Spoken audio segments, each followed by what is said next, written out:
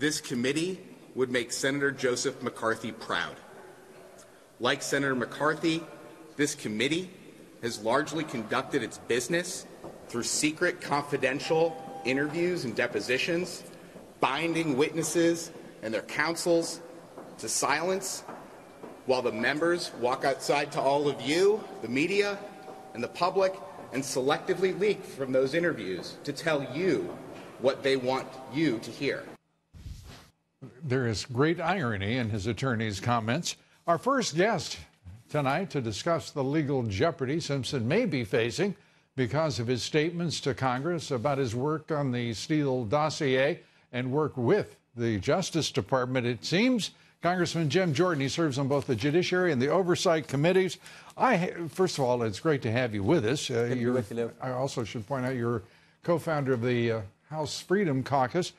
Congressman, I've got to ask you, as you listen to Glenn Simpson's attorney, whatever were you thinking? Well, I mean, first of all, you don't take the Fifth unless you have a reasonable belief that you have some criminal liability. Glenn Simpson obviously believes he has criminal liability, or he wouldn't exercise his Fifth Amendment right. Second, when he talks about McCarthyism, are you kidding me?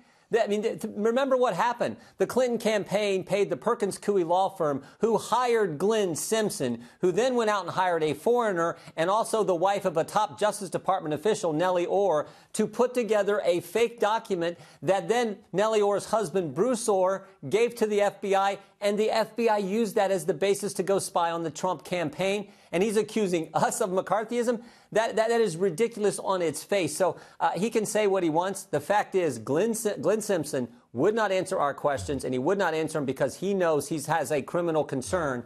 That's why you take, frankly, if you don't have a criminal concern and you take the Fifth, then you're obstructing an investigation by Congress. So it has to be one or the other. I think it's probably the former, as John Ratcliffe said just a couple days ago.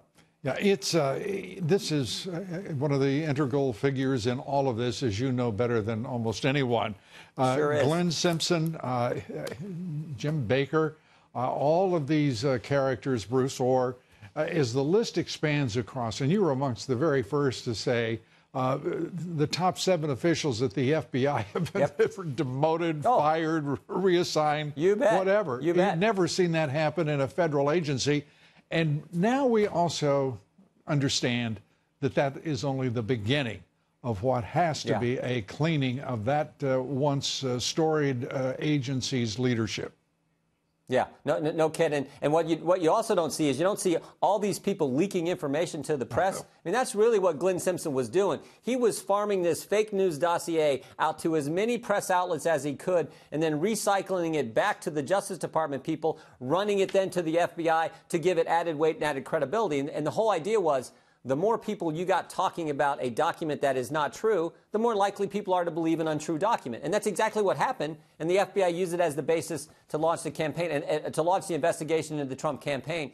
And you're exactly right. Comey fired, Deputy Director McCabe fired, Chief Counsel Baker was demoted, then left. FBI Counsel Lisa Page demoted, then left. And, of course, Peter Strzok, the guy who ran the Clinton investigation, launched and ran the Russian investigation, Deputy Head of Counterintelligence, first demoted, then fired. That has never happened at any other federal agency. And now we have the central figure in this, the guy at Fusion, Glenn Simpson, taking the Fifth, and the guy in charge of it all now, Rod Rosenstein, was a no-show last week when we asked him to come in and give us some answers as well.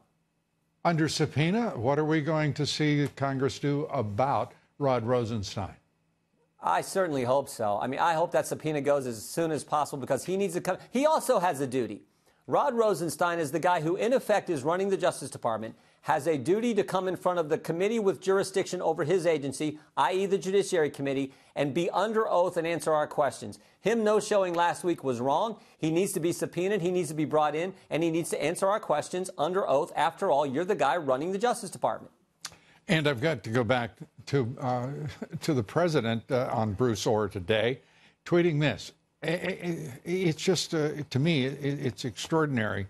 Is it really possible that Bruce Orr, who was used as was paid by Simpson and GPS Fusion for work done on the fake dossier, and who was used as a pawn in the whole scam witch hunt, is still working for the Department of Justice? Can this really be so? Your reaction to the president's tweet? No, I'm like the president. He's still working at DOJ. He's been demoted twice, but he's still there. And remember, his wife worked for Glenn Simpson. They put together the dossier. The dossier was funneled to Bruce Orr. He then took it to the FBI, and the FBI could say, oh, wow, we got a top Justice Department official. Because at the time, Bruce Orr was one of the top officials in the Justice Department. He's given the FBI the dossier. That gives weight to this fraudulent document. And again, that's the basis for going to get the warrant to spy on Carter Page so they could spy on the Trump campaign.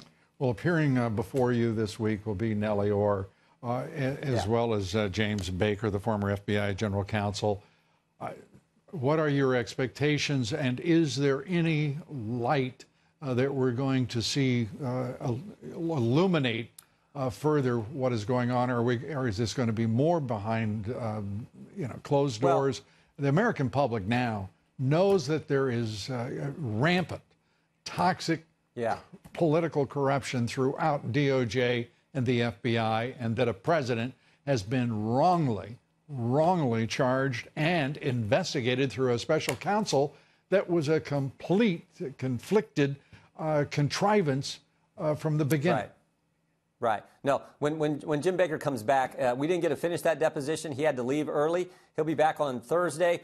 I want to ask him, after the meeting that Andy McCabe told you that Rod Rosenstein had actually talked about recording the President of the United States and talked about the 25th Amendment, I want to know what you guys did. What did the FBI do?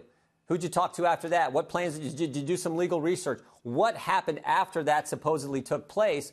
What kind of actions did you take? And then, of course, with Nellie Orr, I want to know, why were you picked? There's lots of experts on Russia around the Capitol in the Washington, D.C. area. Why was Nellie Orr picked? Was it because your husband was a top DOJ official?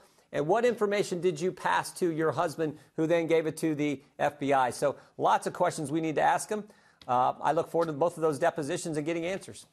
And you are still going to be Speaker of the House, are you not? Still running. The main thing over the next 21 days is we got to keep the majority. So I'll be in South Carolina. I've been traveling around the country, traveling across our district, trying to remind people what's at stake in this election. The left has gone crazy, and we got this amazing record of accomplishments under President Trump. Let's frame it up like that, and let's go win over the next 3 weeks. If we do that, I think we'll be successful on Election Day. And if we have the majority, then I'm going to run for Speaker. All right. Congressman, good to have you with us. And I know that with your efforts and those of the president, that majority is likely to be preserved.